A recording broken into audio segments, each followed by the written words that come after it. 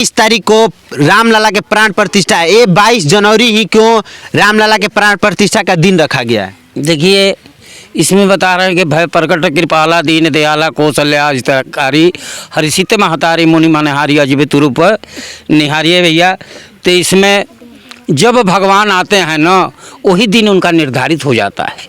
भगवान का कोई दिन नहीं होता है। वो जब प्रकट होते हैं, वो कब प्रकट होंगे ये कोई जानता नहीं, अपने बस की बात नहीं है। भगवान के ही कृपा था कि हम इसी दिन का ये कार्य होगा, तो उसी दिन का कार्य हुआ। सब प्रभु का कृपा है, हम लोग कुछ नहीं कहेंगे। धरणीधर बाबा हैं हमारे पास और 22 जनवरी के रामलला के प्राण प्रतिष्ठन है।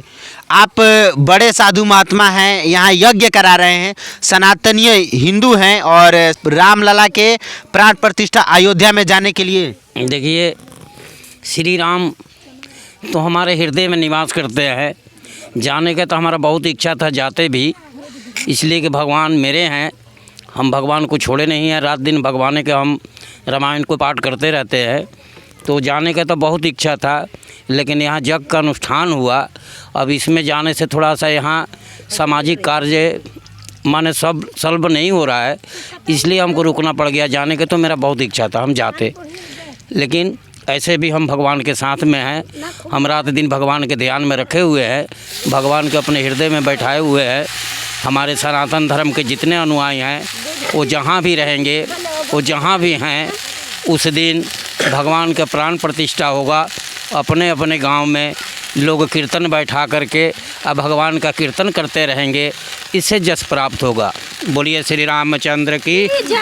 बाबा, उस दिन कहा जा रहा है कि साल में अब 2 बार दिवाली मनाया जाएगा। देखिए, दिवाली तो साल में एक ही बार होता है, लेकिन भगवान का खुशी है तो सालों भर दिवाली है, ऐसा कोई बात नहीं है।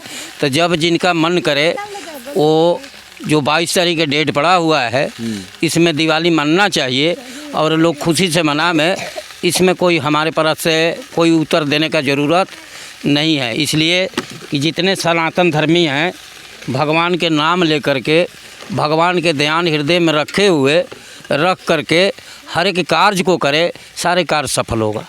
बाबा, कुछ लोग कह रहे हैं कि राम मंदिर बनाने से, पूजा पाठ करने से कुछ भी नहीं होता है। अगर कोई किसी का तबीयत खराब होता है तो सीधा हॉस्पिटल में जाता है, तो इस पे क्या कहना? जो लोग ये बात कहते हैं तो उनसे पूछ लीजिएगा कि आपका दादा बाबा और परदादा जितने कुल आपको आए हैं, तो राम है कि वो कौन है, तो आया कहाँ से? तो जिस राम को तू नहीं जानता है, तो तू उस कुल के नहीं जानता है जिस कुल से तुमने अवतार लिया। तो उस भगवान को पहले जानना है, तब तुमको कुल के पता चलेगा कि तुम किस कुल के हो। इसलिए जो कहते हैं वो अज्ञानी है, उनके पास ज्ञान नहीं है।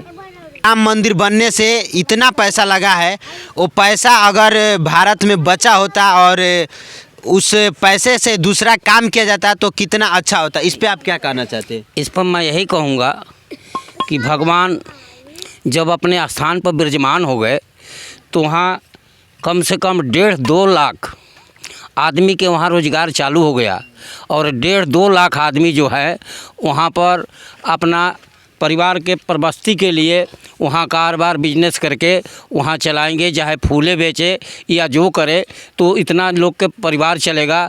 अब बाकी ये क्या है कि वहाँ बड़े बड़े फैक्ट्री के निर्माण हो रहा है कि जिससे गरीबी दूर हो, इसलिए जो मोदी महाराज जी ये सब कार्य कर रहे हैं। भद्राचार्य महाराज जी जो हैं, वो स्वयं एक शक्ति है और उनको नैन नहीं है, लेकिन भगवान को उनको दर्शन होता है। और जिसके पास नैन है उसको भगवान दर्शन नहीं देते हैं, इसलिए कि वो अंधकार में है, उसको लौकता नहीं है। और जिनको लौकता है वो तो दर्शन दे ही रहे, इसलिए राम भद्राचार्य महाराज सब कुछ जानते हैं।